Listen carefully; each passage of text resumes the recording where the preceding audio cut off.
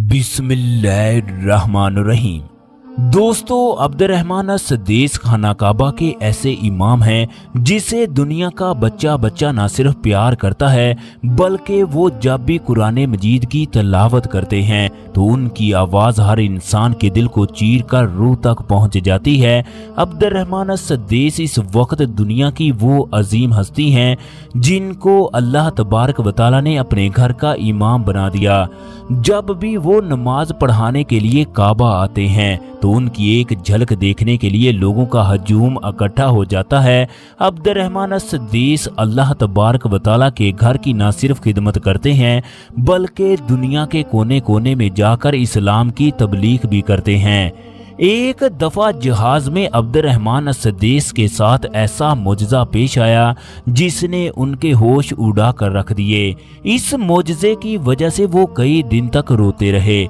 वो कहते हैं कि इस मुजजे के बाद मैं सोचने पर मजबूर हो गया, ये मुसलमान किस तरफ जा रहे हैं। अब्दुर्रहमान अस्सदीस इस्लाम की तबलीग के लिए दुनिया के मुख्तलिफ ममालिक में सफ़र करते हैं। एक दफ़ा वो तबलीग के लिए जर्मनी में गए। इसके बाद इन्होंने अफ्रीका के एक मुल्क में जाना था।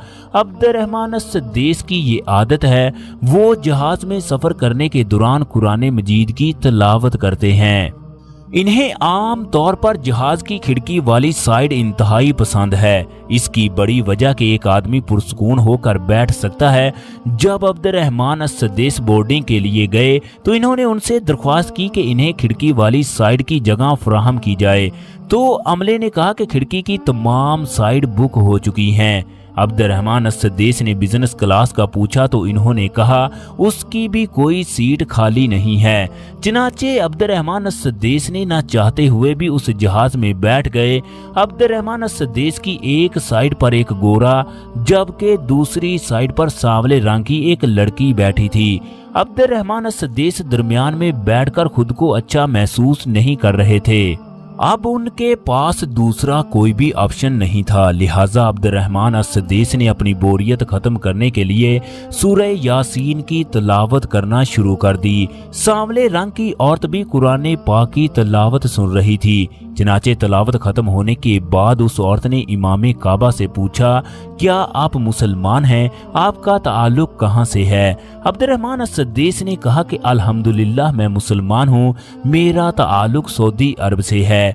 इमाम काबा ने जैसे ही अरब ममालिक का नाम लिया तो उस औरत ने अरब ममालिक को बुरा भला कहना शुरू कर दिया। वो औरत कहने लगी, मैं भी मुसलमान हूँ मगर मेरा ताल्लुक जदीद इस्लाम से है, हम सिर्फ दिल से कलमा पढ़ते हैं। उस औरत का लिबास, चेहरा, बाल, हर चीज अंग्रेजों से मिलती थी। इमाम काबा उस औरत से पूछने लगे, आप अरबों को किस वजह से बुरा भला कह रही हो? इसके पीछे क्या राज छुपा है? वो औरत बताने लगी, हमारा ताल्लुक भारत के शहर सूरत से है जिसके बेशुमार लोग हिजरत करके साउथ अफ्रीका में आ गए। इन्होंने अफ्रीका में आकर काम करना शुरू कर दिया। अल्लाह तबारक व तआला ने बरकत डाली, आज वो साउथ अफ्रीका के अमीर तरीन लोग बन गए। वो बताने लगी, मेरा ताल्लुक मॉडर्न घराने से है, मैं अपने मुल्क की एक कंपनी में मैनेजर हूँ। मेरी एक छोटी बहन है जो इंतहाई खूबसूरत और हसीनो जमील है। वो बैंक के एक आला ओहदे पर फाइज है। एक दफा मिस्र के अंदर एक इंटरनेशनल कॉन्फ्रेंस हो रही थी। मेरी बहन भी उस कॉन्फ्रेंस में शिरकत के लिए मिस्र गई। वहां पर उसे एक मिस्री लड़के से प्यार हो गया जो बेपनाह खूबसूरत था। 2-3 दिन के अंदर दोनों के अच्छे ताल्लुकात कायम हो गए। कॉन्फ्रेंस खत्म होने के बाद मेरी बहन वापस अफ्रीका आ गई मगर उसका जहन उसी नौजवान के बारे में सोचता। दोनों के दरमियान फोन पर राब्ता होता रहा। उसे जब भी पैसों की जरूरत होती मेरी बहन उसे पैसे भेज देती। अब मेरी बहन ने उस नौजवान से शादी का फैसला कर लिया। दोस्तों, उसने नौजवान को वीजे पर अफ्रीका बुलवा लिया और उससे शादी कर ली। दोनों के ताल्लुकात इंतहाई अच्छे थे। मेरी बहन ने महसूस किया कि मिस्री लड़के ने कभी भी नमाज नहीं पढ़ी और ना ही उसकी जुबान से अल्लाह तबारक व तआला का नाम निकला। मेरी बहन खुद भी नमाज अदा ना करती, लिहाजा उसने इस बात को जहन से निकाल दिया। एक दिन दोनों मियाँ बीवी गाड़ी पर बैठकर कहीं जा रहे थे कि इतने में मस्जिद से अजान की आवाज आने लगी। जुमे का दिन था, लोग जोक दर जोक मस्जिद की जानब बढ़ रहे थे। मेरी बहन ने गाड़ी को एक साइड पर खड़ा किया, उससे कहने लगी तुम जुमा पढ़ लो, जबकि मैं गाड़ी में बैठकर तुम्हारा इंतजार करती हूँ। नौजवान हवास बाख्ता होकर कहने लगा मेरे कपड़े नापाक हैं, जबकि मैंने गुस्ल भी नहीं किया, इसलिए मैं नमाज नहीं पढ़ सकता। वो औरत इमाम काबा को बताने लगी। मेरी बहन को उस पर शक हो गया, पता नहीं ये मुसलमान है भी कि नहीं। अगले दिन नौजवान जब काम पर गया तो मेरी बहन ने उसके बैग को खोला तो आगे हैरान कर देने वाला मंजर था। उसके बैग में से एक किताब, अंजील और गले में डालने वाली सलीब निकली। मेरी बहन आपे से बाहर हो गई।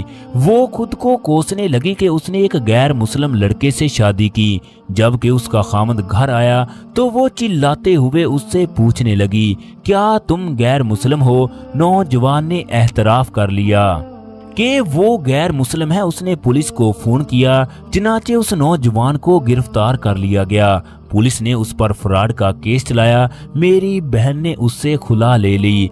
चनाचे कुछ महीनों के बाद उस नौजवान को डिपोर्ट कर दिया गया। मेरी बहन अपना ज़हनी तवाज़ुन खो बैठी। इसी वजह से मैं अरबों को अच्छा नहीं समझती। इमाम काबा उस औरत को समझाने लगे कि इस दुनिया में अच्छे और बुरे लोगों की कोई कमी नहीं। आप किसी एक इंसान की वजह से उस कौम के लोगों को बुरा नहीं कह सकते। इमाम काबा अफ्रीका में कई दिन रहे। चनाचे वो एक दिन उस औरत के घर में गए तो इन्होंने उस लड़की को देखा जो ज़हनी तवाज़ुन खो बैठी थी। इन्होंने पानी पर कुछ आयात पढ़कर दम किया।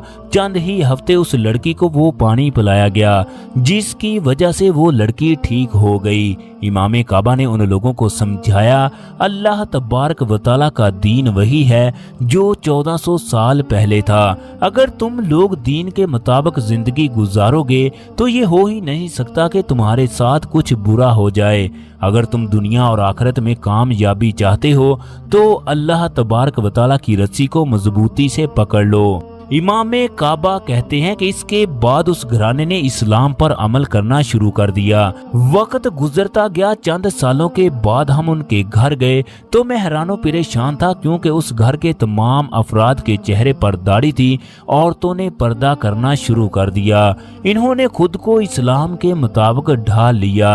दोस्तों, अल्लाह तबारक व तआला हमें इस्लाम के मुताबिक जिंदगी गुजारने की तौफीक अता फरमाए। आमीन। दोस्तों, आप लोग भी कमेंट बॉक्स में आमीन जरूर लिख दीजिएगा। अगर आज की वीडियो पसंद आई तो लाइक और शेयर कीजिएगा।